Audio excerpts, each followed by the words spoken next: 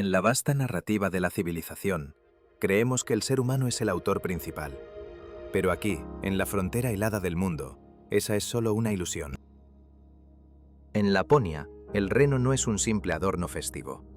Es la moneda viviente, el cimiento de una cultura, la ley no escrita de la tierra. Aquí el ganado supera en número a las personas, y manadas ancestrales reclaman su derecho de paso sobre las modernas autopistas. Un recordatorio constante de que el tiempo humano es solo un susurro en este paisaje. Este es el único lugar sobre la Tierra donde una naturaleza salvaje de 2000 millones de años no se gestiona con vallas, sino con el ritmo inmemorial de las pezuñas. Para el mundo exterior, Laponia es el hogar de la Navidad, pero esa es solo la portada de una historia mucho más profunda y compleja. Bajo el barniz del marketing navideño yace algo insólito. Una sociedad europea moderna que se ha visto obligada a negociar con la naturaleza en lugar de conquistarla. Existen carreteras, la tecnología funciona, pero nada ni nadie ostenta el control absoluto. El Ártico no negocia. El Ártico impone sus propias reglas. Situada en su totalidad dentro del Círculo Polar Ártico, esta tierra opera con un reloj diferente. Durante 2 meses, el sol se niega a ascender sobre el horizonte. Sin embargo, la vida no se detiene. Las escuelas permanecen abiertas, los trayectos diarios continúan. La sociedad se adapta a un perpetuo crepúsculo azul que paralizaría a la mayoría de las regiones del planeta. Lo que verdaderamente define a Laponia no es el frío, sino el sistema erigido para sobrevivirlo. Aquí, la cultura indígena Sami no es una pieza de museo. Es una fuerza viva, entretejida en cada palmo de tierra y en cada decisión sobre su uso. Y la naturaleza salvaje no es un vacío temido, sino un fideicomiso compartido, donde los refugios permanecen abiertos, sin cerrojos, esperando a cualquier viajero que necesite cobijo. Un pacto silencioso entre el hombre y la inmensidad. Esto no es un destino construido para el espectáculo. Es un sistema de supervivencia, un lugar donde los humanos, los animales y el paisaje están encerrados en una negociación permanente. Y una vez que se comprende esto, el cuento de Navidad se desvanece con discreción. En el corazón de esta negociación se alza una ciudad, Rovaniemi, renacida de sus propias cenizas. Rovaniemi no se siente como una ciudad que creció orgánicamente, se siente como una ciudad que tomó la decisión de existir. Durante los meses finales de la Segunda Guerra Mundial, fue sistemáticamente reducida a escombros. Lo que quedó fue ceniza, suelo congelado y una pregunta implacable. ¿Se reconstruye una ciudad tan al norte, en un lugar donde el invierno domina la mayor parte del año? ¿O se abandona para comenzar en un lugar más fácil? Rovaniemi eligió la respuesta más difícil, y esa elección aún la define. La ciudad fue reimaginada con la supervivencia como su principal arquitecto. Las calles se planificaron con una anchura deliberada para gestionar acumulaciones masivas de nieve. Los edificios se diseñaron para colaborar con el frío extremo, no para luchar contra él. Nada fue accidental. Aún hoy, Rovaniemi proyecta la confianza silenciosa de un lugar que sabe que ya ha sido puesto a prueba y se negó a desaparecer. Lo que hace a Rovaniemi tan singular no es su tamaño o su perfil urbano, sino cómo la vida moderna opera bajo condiciones árticas sin el menor atisbo de drama. Los niños van a la escuela en la penumbra. Las luces de las oficinas brillan contra una nieve de un azul profundo. La normalidad es el mayor acto de resiliencia. Aquí, en la cima del mundo, se aprende una lección fundamental.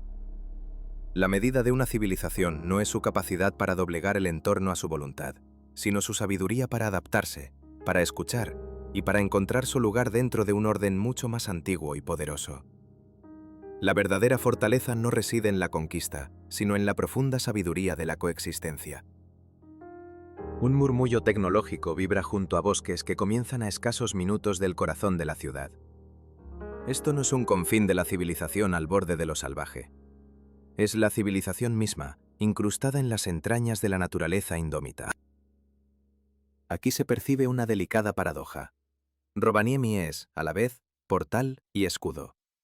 Introduce al forastero en los misterios de Laponia, mientras protege celosamente al norte profundo de ser consumido por su propio atractivo.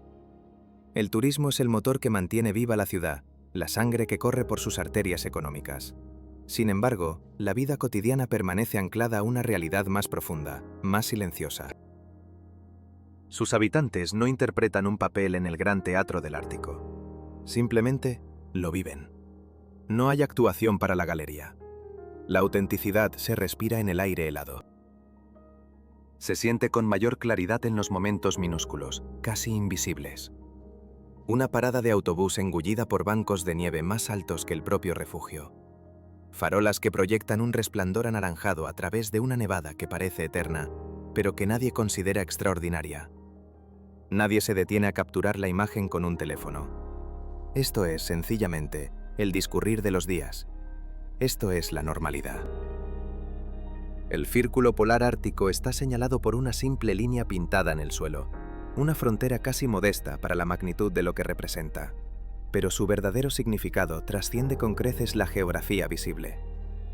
En Rovaniemi, la existencia entera transcurre al otro lado de ese umbral. Aquí es donde el sol ya no tiene garantizada su salida diaria, donde la luz se convierte en un bien estacional y el tiempo, silenciosamente, altera su cadencia. Para el visitante, la línea es un juego. Un pie a cada lado, una fotografía, y el rito ha concluido. Un recuerdo fugaz de haber estado en el borde del mundo conocido. Para quienes viven aquí, esa línea lo explica todo. Explica por qué los inviernos se extienden hasta devorar la primavera, por qué la arquitectura urbana se pliega a las necesidades de la penumbra, por qué la oscuridad no se teme, sino que se planifica, se gestiona, se ilumina desde dentro. El círculo polar ártico no se anuncia con estruendo ni drama. Su influencia es lenta, casi imperceptible al principio. Su presencia no se siente en el instante en que se cruza, sino en la reacción del cuerpo y la mente durante los días que siguen. Para cuando uno se da cuenta de que algo fundamental ha cambiado en el ritmo del mundo, ya está viviendo bajo sus reglas inquebrantables. Aquí la línea no es un destino turístico, es una condición existencial. A primera vista, la aldea de Papá Noel parece un lugar de una sencillez encantadora. Un conjunto de edificios de madera, luces cálidas y una nieve que parece siempre recién caída, como si un director de escena la retocara cada mañana. Pero aquí, nada es accidental. Este lugar ha sido diseñado con la precisión de un mecanismo de relojería, con una salvedad. Su producción no es material. Lo que aquí se manufactura es la creencia. La aldea opera cada día del año, mucho después de que diciembre haya pasado a la historia y el resto del mundo haya guardado la Navidad en el desván. Las cartas continúan llegando por millares, de niños y de adultos, escritas en docenas de idiomas, cada una un pequeño recipiente de esperanza. Las fotografías se escenifican, las sonrisas se ensayan, los recuerdos se enmarcan con un cuidado meticuloso. Lo que se vende no es una visita, es un sentimiento. Es la idea de que el asombro aún puede existir en un mundo que ha dejado poco espacio para él. Esto es la economía del anhelo en pleno funcionamiento. Laponia aprendió hace mucho que la nieve por sí sola no paga salarios. Las historias sí. Aquí el mito se ha convertido en infraestructura. La imaginación genera puestos de trabajo. La logística se organiza en torno a la fantasía. Incluso la fe sigue un horario programado. Sin embargo, el sistema solo funciona porque todos los implicados, desde el elfo que posa para la foto hasta el visitante que paga por ella, comprenden el pacto no escrito. Uno sabe que es una representación. Y en esa aceptación colectiva reside la verdadera magia. La actuación no devalúa la realidad, la protege. El mito se convierte en el guardián de la verdad, una fantasía cuidadosamente construida que permite que la vida real, la del silencio, la nieve y la larga noche, continúe imperturbable, justo al otro lado de la línea. Uno elige entrar de todos modos. Es ahí, en ese umbral de luz artificial contra la penumbra del Ártico, donde late un conflicto silencioso. La aldea de Santa Claus se presenta al mundo como un santuario para la infancia, un bastión de la fantasía erigido en el círculo polar. Pero su supervivencia no depende de los niños, depende, de una manera profunda y casi melancólica, de los adultos.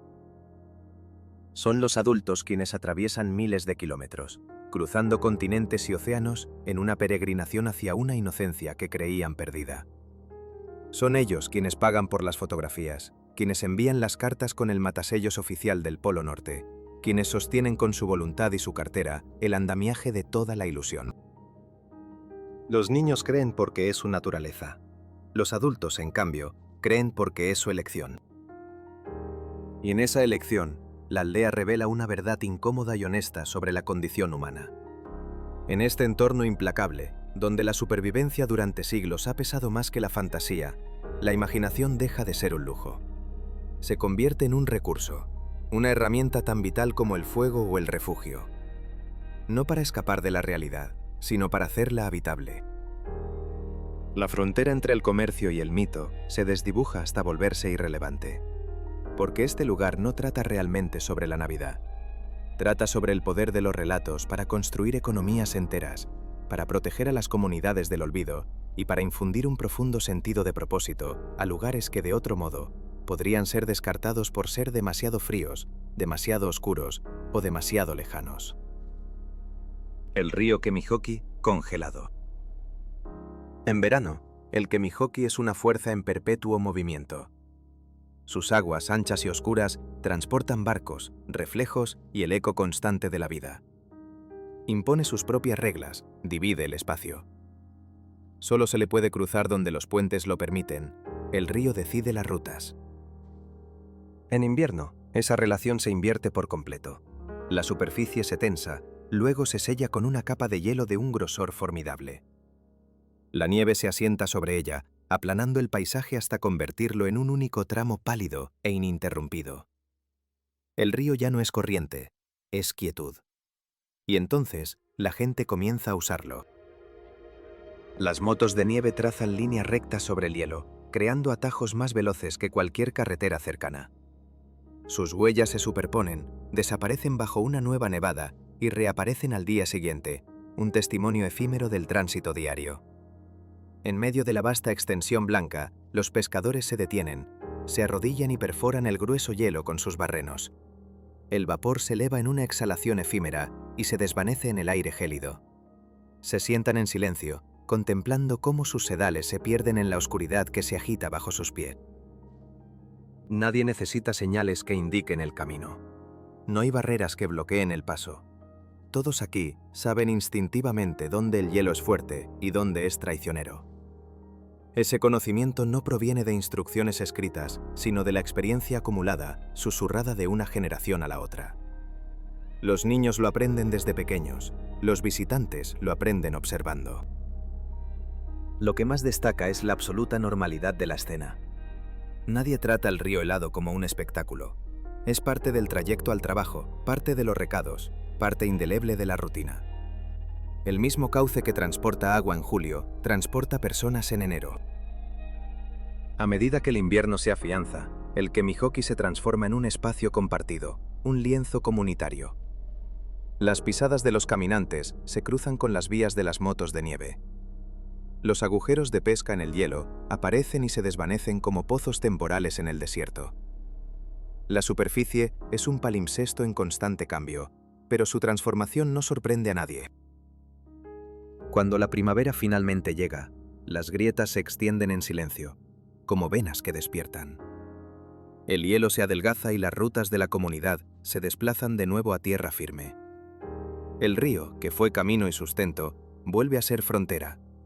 Y la gente, sin ceremonia, se retira a sus orillas, esperando el próximo invierno, cuando la tierra misma les ofrezca, una vez más, un nuevo camino por donde avanzar. El río reclama su cauce una vez más, y el camino desaparece sin ceremonia. Ningún evento dramático marca el cambio. La vida, simplemente, se ajusta a la nueva realidad, como siempre lo ha hecho aquí, en el corazón de Laponia. En las granjas de renos del pueblo Sami, el agua fluye, dictando el pulso de la existencia. Lo primero que se percibe en estos parajes es la profunda ausencia de artificio. No hay vallas construidas para el espectáculo, ni delicadas introducciones para el visitante. El trabajo comienza temprano, a menudo bajo la luz crepuscular del alba ártica, y se mueve con un propósito inquebrantable. Los renos derivan a través de la tierra abierta en grupos dispersos, un flujo viviente sobre la tundra. No esperan órdenes, no responden al afecto domesticado. Son observados con una atención minuciosa, contados, interpretados a través de su movimiento y su postura, más que por cualquier sonido. Se leen en la tensión de un músculo, en la forma en que su aliento se condensa en el aire helado. Aquí el reno no es una mascota ni un símbolo de postal. Es un recurso vital. Es carne que alimenta durante los largos inviernos, piel que abriga del frío cortante, tendones que unen y huesos que se convierten en herramientas. Las pieles se estiran y se curan con técnicas ancestrales. Las cornamentas se recolectan, se utilizan, se venden o se almacenan. Cada parte posee un valor tangible, nada es abstracto. Incluso su movimiento es un recurso. En invierno, los renos son el pulso que abre caminos a través de la nieve profunda, allí donde las máquinas luchan por avanzar. La labor es física y precisa. Un pastor sami avanza, con un lazo enrollado descansando con ligereza en una mano. No hay prisa, solo una economía de movimiento perfeccionada a lo largo de generaciones. Un único y limpio lanzamiento. La cuerda aterriza alrededor de la cornamenta. El animal se resiste brevemente, un instante de tensión pura, y luego se calma. Esto no es un espectáculo. Es memoria muscular, un conocimiento grabado en el cuerpo a través de incontables repeticiones. El trabajo sigue el ritmo de las estaciones, no de los horarios. El parto en primavera, el marcado de las crías, la recolección del rebaño en otoño, el sacrificio. El turismo merodea en la periferia. Los visitantes llegan esperando tocar un reno, tomar una fotografía, adentrarse en un relato prefabricado que creen conocer. Algunas granjas se adaptan, ofreciendo encuentros controlados, momentos cuidadosamente enmarcados para la cámara. Aporta dinero, pero también deforma el ritmo sagrado del trabajo. No todos los rebaños, ni todos los pastores, aceptan ese intercambio. La tensión entre lo antiguo y lo nuevo es visible, aunque no se pronuncie. Una motonieve espera junto a un trineo de madera tradicional. Ropa técnica de alto rendimiento cuelga junto a vestimentas cosidas a mano.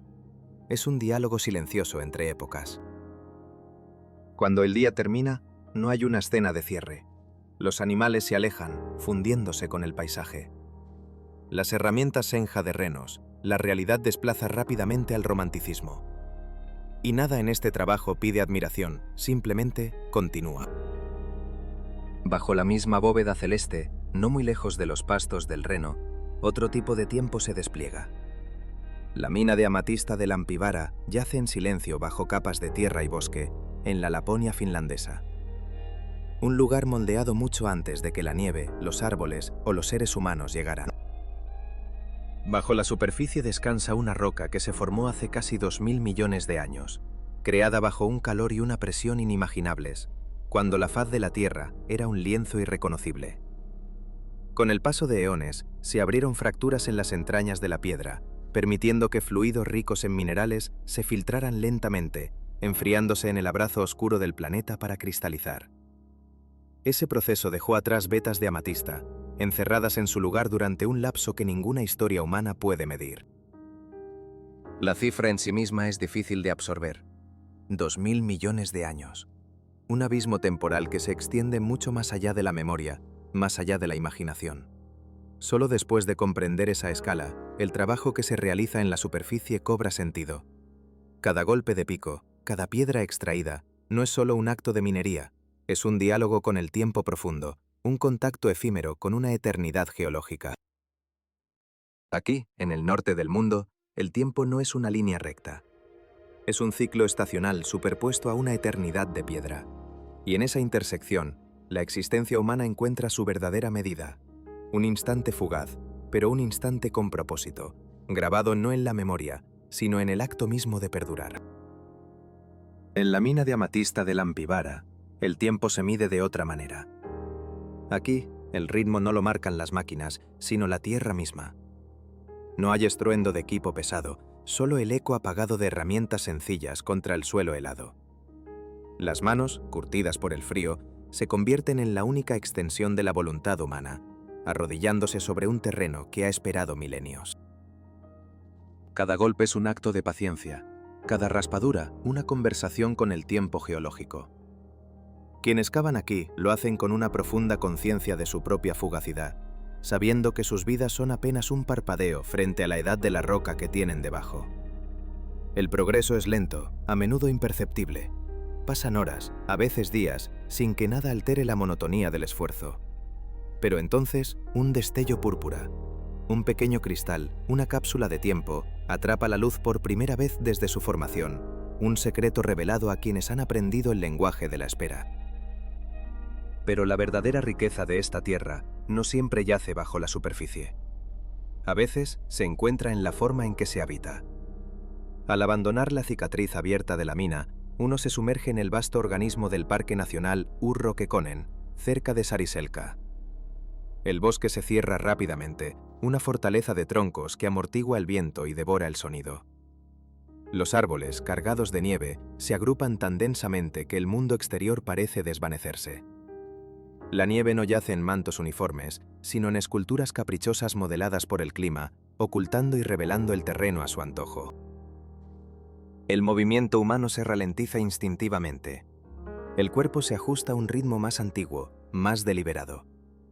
Para los lugareños, este no es un territorio salvaje e indómito, sino un espacio familiar, transitado a pie o con esquís para recolectar bayas o simplemente para desplazarse entre lugares conocidos.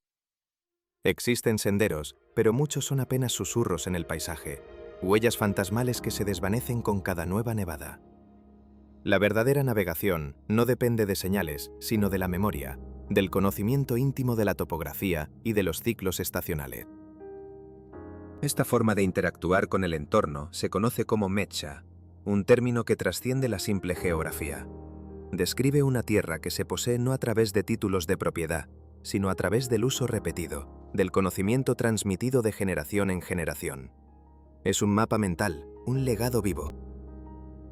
Dispersas por este inmenso parque, como si hubieran brotado de la propia tierra, aparecen pequeñas cabañas de madera. Surgen sin fanfarria, sin vallas ni señales que anuncien su presencia. En su interior, la austeridad es un refugio, literas, una mesa, una estufa. Las puertas no tienen cerradura. Nadie registra quién entra o cuánto tiempo se queda. La gente llega cuando necesita cobijo y se marcha cuando está lista para continuar su viaje. El sistema se rige por un código no escrito, una ética del bosque. Si se utiliza la leña, se repone antes de partir. La basura se lleva consigo, las cenizas se retiran. Nadie supervisa estas acciones. Persisten porque se basan en una expectativa mutua, en la certeza de que el próximo viajero, ya sea uno mismo u otro, merecerá encontrar el refugio en las mismas condiciones. Los visitantes que no conocen este pacto aprenden observando el movimiento silencioso y eficiente de los locales, que dejan el espacio siempre listo para el siguiente. El bosque funciona como un espacio común, un bien compartido en el sentido más puro.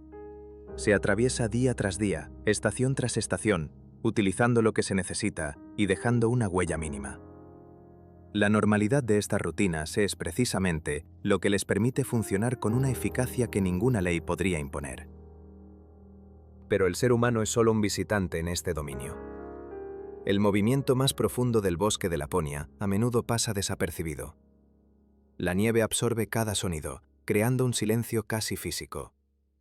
Lo que parece vacío, rara vez lo está. Bajo la superficie blanca, una vida diminuta se agita, sin dejar rastro visible. Y sobre ellos, algo observa. La primera señal no es visual. Es una pausa en el aire, una quietud que se siente deliberada. Entonces, una forma se materializa contra los árboles, grande pero casi ingrávida. Las alas se extienden sin el menor susurro. El gran búho gris y el búho nival, fantasmas del norte, se deslizan a baja altura, escaneando la nieve con una concentración implacable. No hay prisa en su vuelo, solo escucha, una paciencia letal que aguarda la vibración más sutil bajo el manto helado. Aquí, en el corazón del norte, la tierra enseña sus propias lecciones. La paciencia de la piedra, la confianza del refugio abierto, la precisión silenciosa del cazador. Son recordatorios de un pacto antiguo, donde el valor no se mide en lo que se extrae, sino en lo que se comprende y se deja intacto para el que viene después. Un mundo que no necesita ser conquistado, solo habitado con la sabiduría del silencio. Cuando desciende, lo hace una sola vez, de forma decisiva. Su caída es un acto único, definitivo, quebrando la superficie nívea con la exactitud de un cirujano, no con la brutalidad de la fuerza.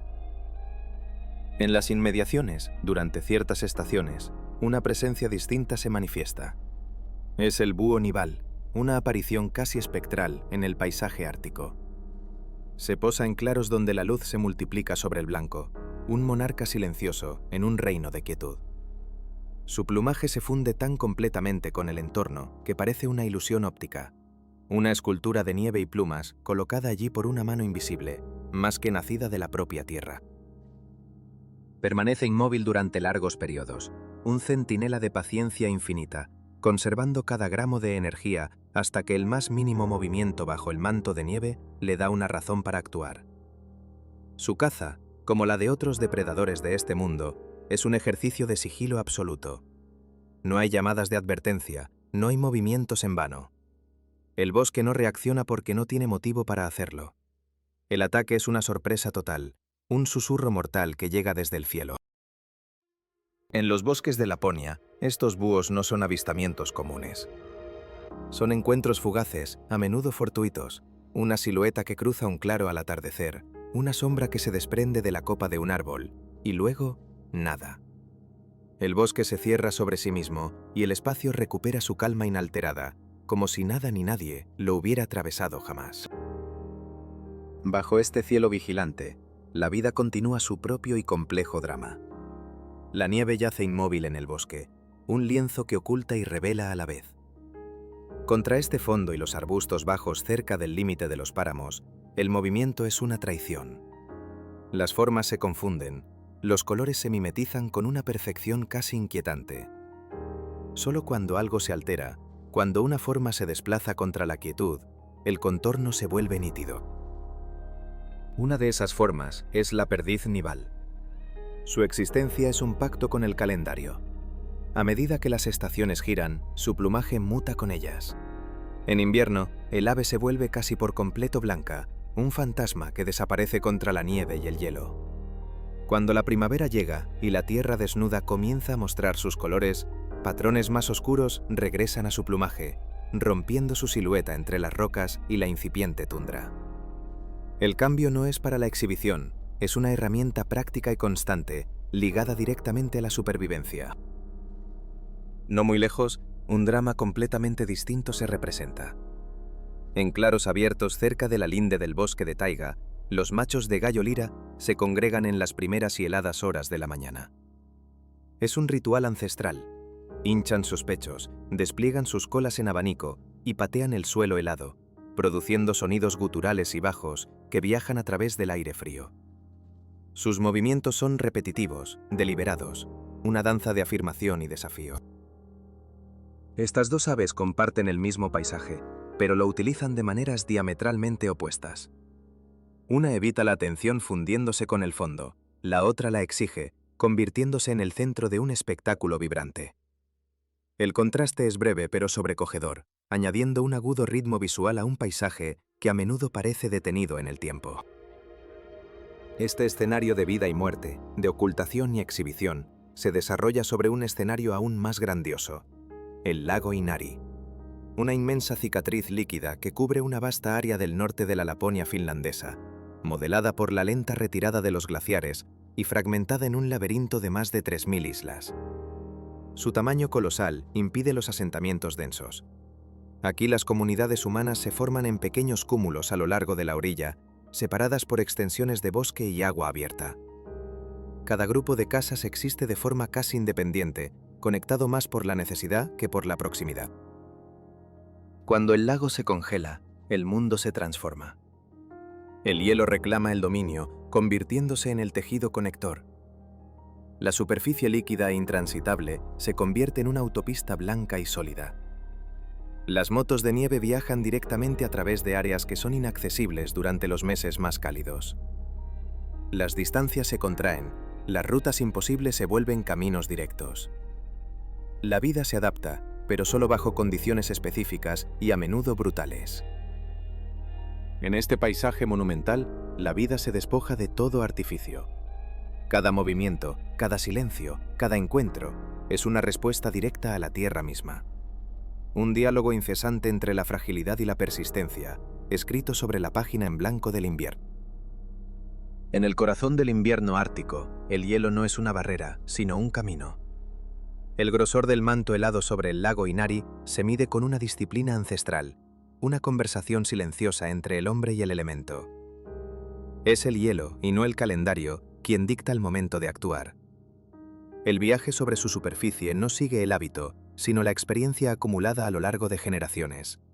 Un mapa invisible grabado en la memoria. La pesca, pulso vital de la comunidad, no cesa.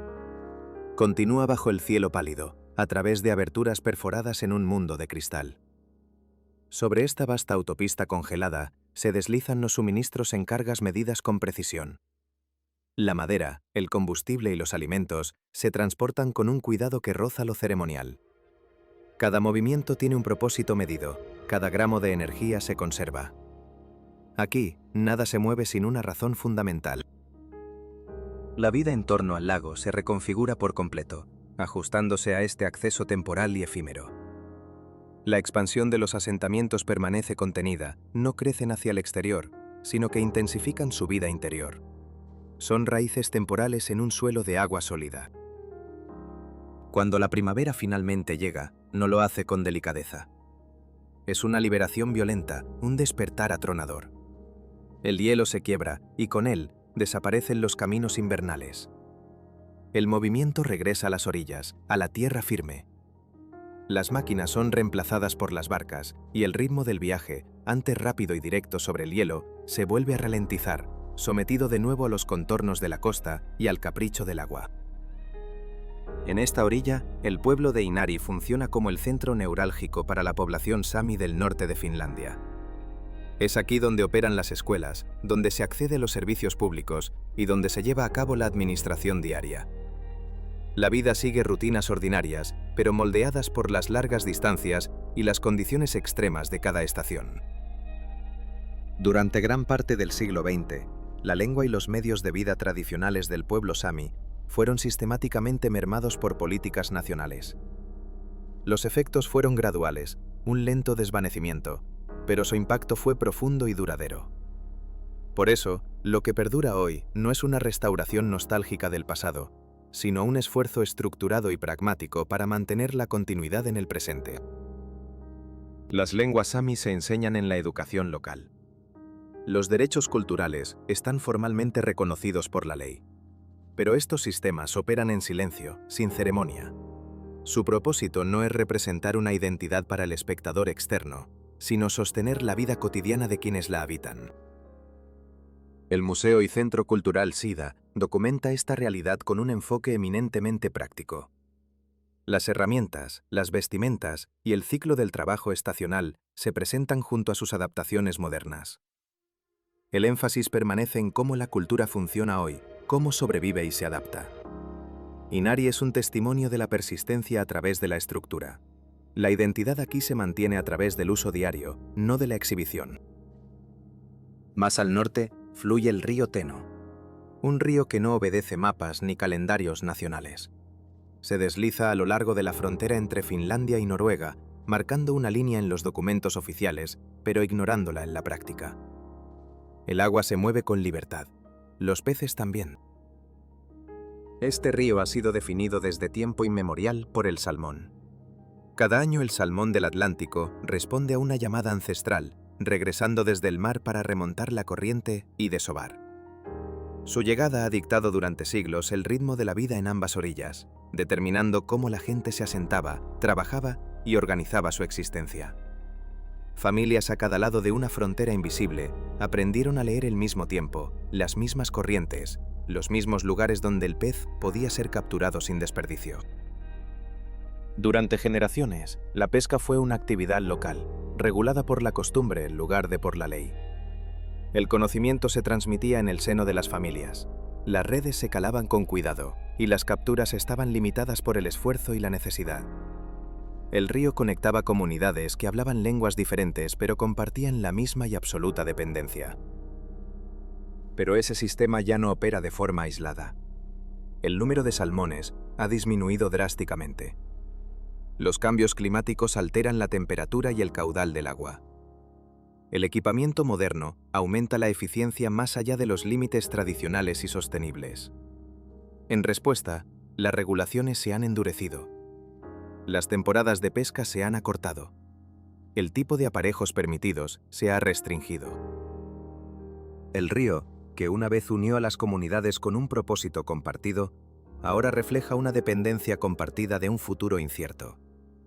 La verdadera frontera no está en el agua, sino en el tiempo, entre un conocimiento que fue y una supervivencia que debe ser. Hay momentos en que el río Tino enmudece. Tramos enteros, que antes bullían de vida, son clausurados por decreto. Las decisiones que una vez nacieron del juicio local y la sabiduría transmitida a través de las generaciones, ahora emanan de acuerdos nacionales y fríos modelos científicos. El conflicto reside precisamente en ese abismo. Para muchos de los habitantes de estas riberas, la pesca no es un simple pasatiempo, no es ocio. Es un legado ancestral, una práctica heredada que está íntimamente ligada a la identidad y a la subsistencia. Es un diálogo con el agua que se transmite de padres a hijos. Para los reguladores, sin embargo, el río es un sistema vulnerable, un delicado ecosistema cuyo equilibrio pende de un hilo y debe ser protegido a toda costa, sin importar la tradición. Ambas posturas operan desde la urgencia. Ninguna es abstracta. Una lucha por preservar un modo de vida, la otra por preservar la vida misma del río. A lo largo del Tino, el agua continúa su curso eterno, indiferente a los debates humanos. Los salmones todavía remontan la corriente cuando las condiciones lo permiten, obedeciendo a un instinto milenario. La gente todavía se congrega en sus orillas, esperando, observando. Lo que ha cambiado es quién decide cuándo y cómo se puede usar el río. El Tino importa porque expone una tensión fundamental de nuestro tiempo. La conservación exige límites, pero la cultura depende del acceso. El río contiene ambas verdades, sin resolver el conflicto para ninguna de las partes. Y sobre todo ello, como un testigo silencioso, se alza Sanafel. Una espina dorsal sagrada. Cerca de Kilpisjärvi, la tierra comienza a elevarse, en una ascensión casi imperceptible. Los árboles se vuelven escasos, su densidad mengua hasta desaparecer. La vegetación se acorta, aferrándose al suelo. El horizonte cambia de forma. Lo que antes era un bosque profundo da paso a la roca desnuda y al dominio del viento. Sanafel se distingue del terreno circundante. Su silueta es única, inmediatamente reconocible, elevándose por encima de los lagos y las colinas bajas en el extremo noroccidental de Finlandia. Esta región es conocida como el Brazo de Finlandia, una estrecha franja de tierra que se extiende hacia Noruega y Suecia. Sanafel marca el punto exacto donde el paisaje de la Laponia boscosa se transforma en la tundra expuesta de las tierras altas. Para el pueblo sami, esta montaña ha sido durante mucho tiempo un lugar tratado con una reverencia cautelosa. No se escalaba ni se utilizaba de manera casual. Funcionaba como una frontera sagrada, no como un destino. Un hito visible desde la distancia, reconocido y respetado sin necesidad de ser conquistado. Hoy, Sanafel es accesible, pero su papel sigue siendo, en esencia, el mismo. Ancla visualmente toda la región. Las carreteras, los pueblos y las rutas de viaje se orientan en torno a su presencia imponente. Aquí el tiempo cambia con una velocidad asombrosa, el viento se mueve sin obstrucción y el sonido viaja más lejos en el aire puro. Sanafel actúa como un punto de transición en este viaje. Sus señales son claras. Nos alejamos de la protección de los bosques para adentrarnos en un terreno más expuesto, un paisaje menos indulgente, pero inmensamente más abierto. El cambio no es dramático en su acción, pero sí inequívoco en su forma. La montaña no domina la tierra, la define. En este remoto extremo noroccidental de Finlandia, la idea misma de nación se siente como un concepto ajeno, casi impertinente. Este es el hito de los 3 países. Es el único lugar del planeta donde una persona puede cruzar 3 usos horarios y 3 países, Finlandia, Suecia y Noruega, en cuestión de segundos. Aquí la frontera no es una valla ni un muro. Es un modesto bloque de hormigón amarillo, plantado con cuidado en medio de la vasta intemperie. No hay guardias, ni barreras, ni el menor indicio de control. La Tierra continúa a su alrededor sin fisuras. El viento, el agua y la fauna se mueven con una libertad que ignora los mapas y los tratados. Las cicatrices de la historia humana, tan visibles en otros lugares, aquí parecen desvanecerse ante la magnitud del paisaje. En la quietud de la tundra, la Tierra no ofrece respuestas, sino una pregunta fundamental. ¿Qué es una frontera frente a la inmensidad del tiempo? ¿Y qué es una ley humana frente al pulso inmutable de la naturaleza? Una frontera existe solo porque la memoria colectiva ha decidido que así sea.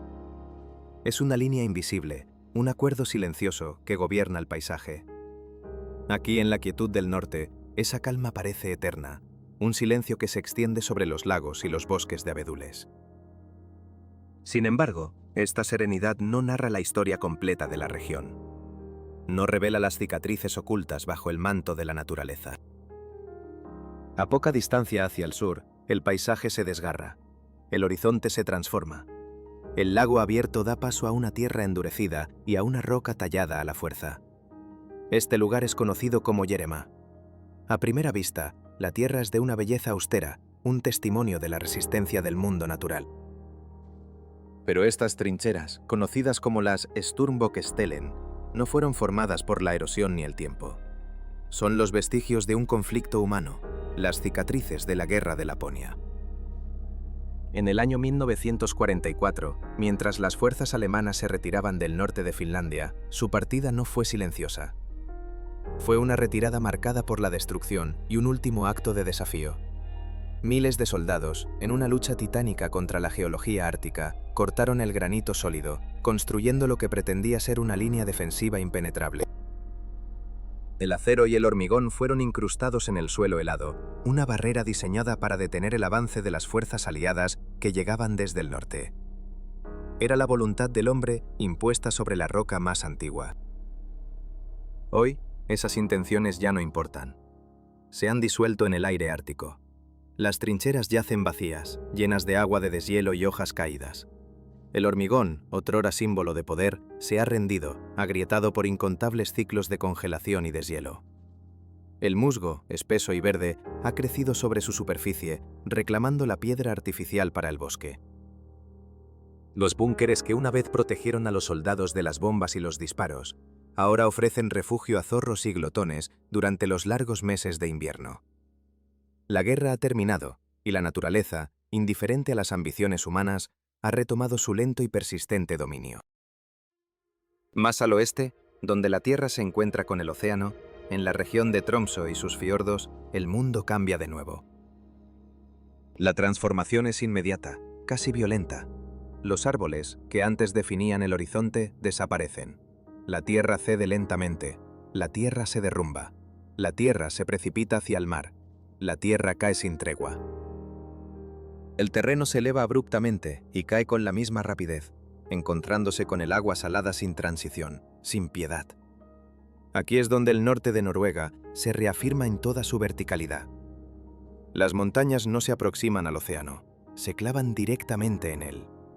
Picos afilados descienden en picado hasta fiordos profundos, dejando un espacio mínimo para las orillas graduales.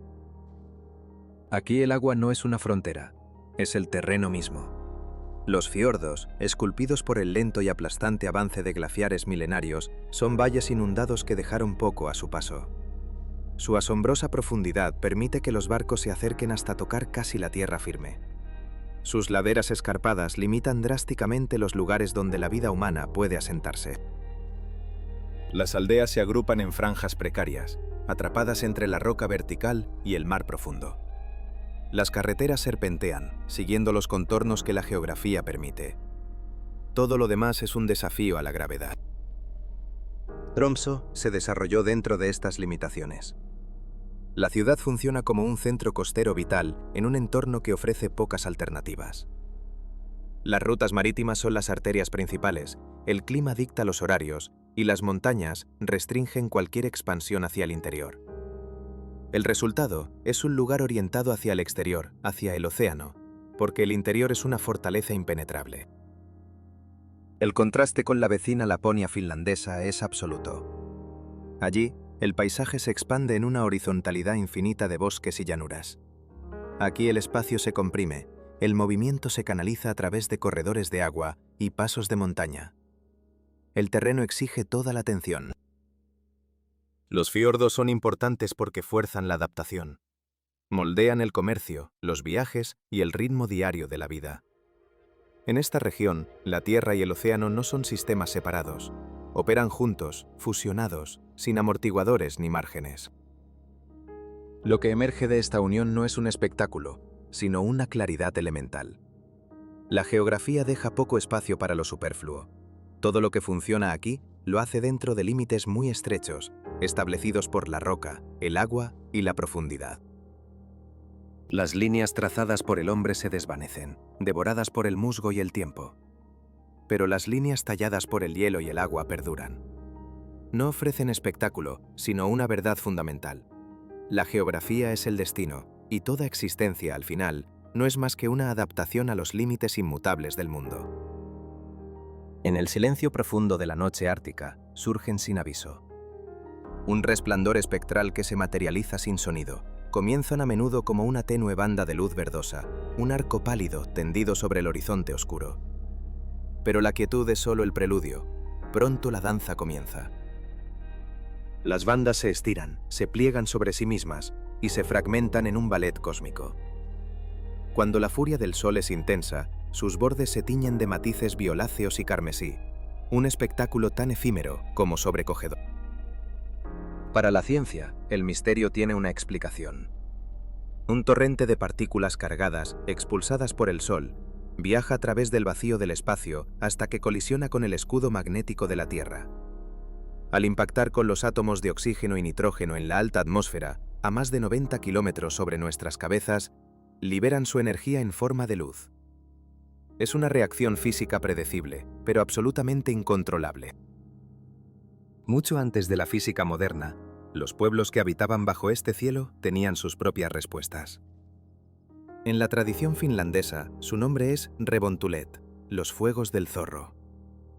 El mito describe a un zorro ártico corriendo a través de los páramos helados, su cola barriendo los cristales de nieve contra las rocas, lanzando chispas que ascienden hasta incendiar el firmamento. Para el pueblo sami, las luces encerraban un significado más solemne y poderoso. Eran contempladas con cautela, a menudo asociadas con la presencia de los espíritus de los ancestros. La tradición dictaba que bajo su luz se debía permanecer en silencio y mostrar un profundo respeto. Señalarlas con el dedo o silbarles era un acto prohibido, una afrenta a las almas que danzaban en el cielo. Hoy el mundo llega para presenciar el espectáculo, pero para los habitantes de estas tierras, el antiguo respeto permanece intacto. Cuando la aurora se activa, la escala del paisaje se transforma y toda la atención se rinde ante el cielo. Es el recordatorio definitivo de que Laponia no es un cuento de hadas. Es un mundo que opera bajo condiciones implacables. La oscuridad se gestiona, el frío se asume. La vida aquí persiste a través de la adaptación, no de la resistencia.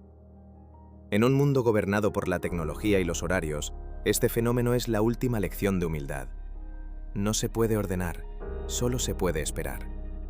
El Ártico no actúa para nosotros, simplemente es y continúa, silencioso e inmutable, rigiéndose por sus propias leyes eternas.